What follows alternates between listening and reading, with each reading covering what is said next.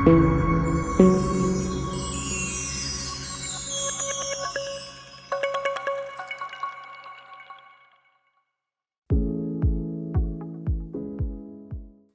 the past few decades, Bi+ activists in Europe have informally connected. However, we felt a need to strengthen this. Bi+ Equal is a 2-year project by Bi+ Nederland and Spectrum, funded by the European Commission, in which we join forces, expertise and experience with the goal to bring the Bi+ movement in Europe to the next level.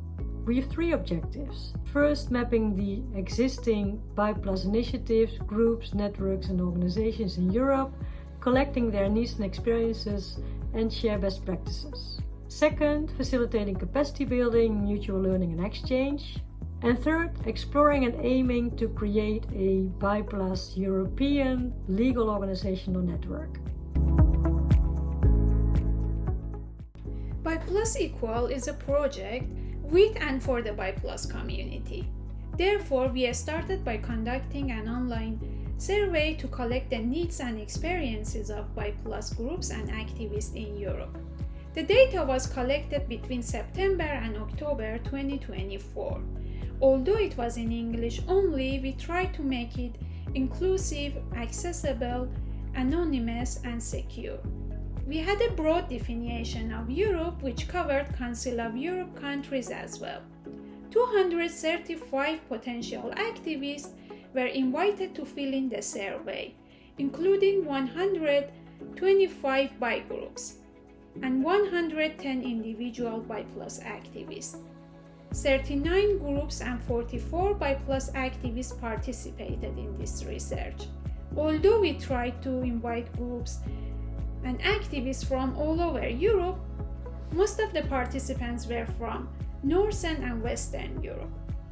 We collected data on activities and goals, current experiences and needs about Bi+ coalition building, capacity building, and international community strengthening.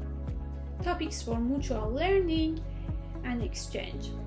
Important themes for strategizing and exploring the need for a European Bi+ organization or network. Diving into the most common activities Bi+ groups and activists engage in based on our research. The heart of Bi+ activism, community organizing. Bi+ people often face invisibility both within the LGBTQIA+ community and society at large, so creating a safe space is crucial. That's why Bi+ meetups are the most common activities. These are not just social events, they are lifelines. They provide a space where Bi+ individuals can connect, feel supported, share their experiences without fear of judgment. For many, these meetups become an informal peer support groups, offering a sense of community belonging and emotional safety. Feeling seen, understood, and supported is life-changing. That's why these gatherings are so essential. Raising awareness. This work is all about increasing visibility and fighting Bi+ erasure. Social media is a powerful tool for this. Bi+ groups share posts on history, research, motivational messages, and strategies to combat Bi+ phobia. A big part of this is storytelling, personal narratives showcasing a diversity of Bi+ experiences. These stories come in many formats, from blog posts to videos and interactive events like Human Library. Many of these efforts align with important days like Bi Visibility Day, Pride Month, to maximize the impact. Beyond social media, groups also create blog posts, newsletters, educational materials, and some of them even cooperate with mainstream media to amplify their reach. Advocacy. While advocacy is not the most common activity due to limited resources, there are still some important efforts happening. One major focus is inclusive policies. Bi+ groups push for policies that support not just LGBTQI+ rights, but also mental health, workplace equality, hate crime protection, and relationship recognition. Some of them work directly with policymakers, while others cooperate with bigger LGBTQI+ organizations to drive for change. Research also plays a big role. Studies turned into reports that highlight experiences and challenges Bi+ people face.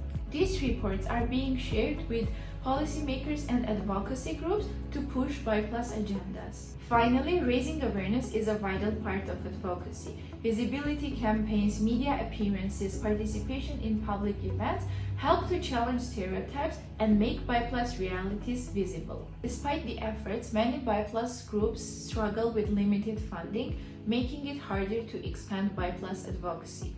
The need is there, but so is the challenge of securing resources for Bi+ advocacy. One of the most striking findings of the Bi+ Equal survey was that the financial situation of Bi+ groups was very weak. About half of the active Bi+ groups did not have any funding in 2023, and only a few had paid staff. The difference with LGBTI organizations in Europe was huge. In fact, in the last year, 76% of active Bi+ groups had a smaller budget than 5,000 euros, and this was 17% of LGBTI groups. The financial and staff situation of Bi+ groups was also less favorable compared to other subpopulations such as TG&C people or LGBTQ women. Financial situation in Eastern and Southern Europe was even worse. In fact, none of the active Bi+ groups in Eastern Europe had funding. Many of the Bi+ groups responded about how limited financial and human resources impacted them. For example, it impacted on the activities they could carry out, their ability to reach wider audiences, their capacity to engage in advocacy and in forming international partnerships, and it also had an impact on health, including activist burnout. One of the main reasons to hold a survey among Bi+ groups and activists in Europe was to hear from them whether there was a need for a European umbrella organization, which for example already exists for lesbian people, transgender people and intersex people.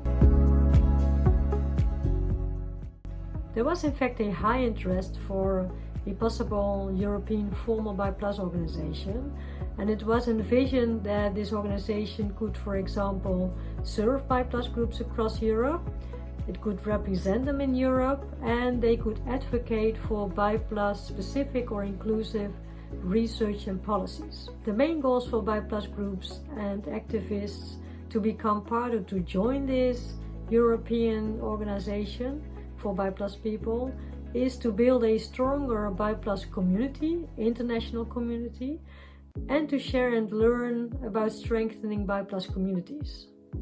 And they also mentioned the importance that this European organization would be inclusive, would be democratic, and that there would be a good geographical representation.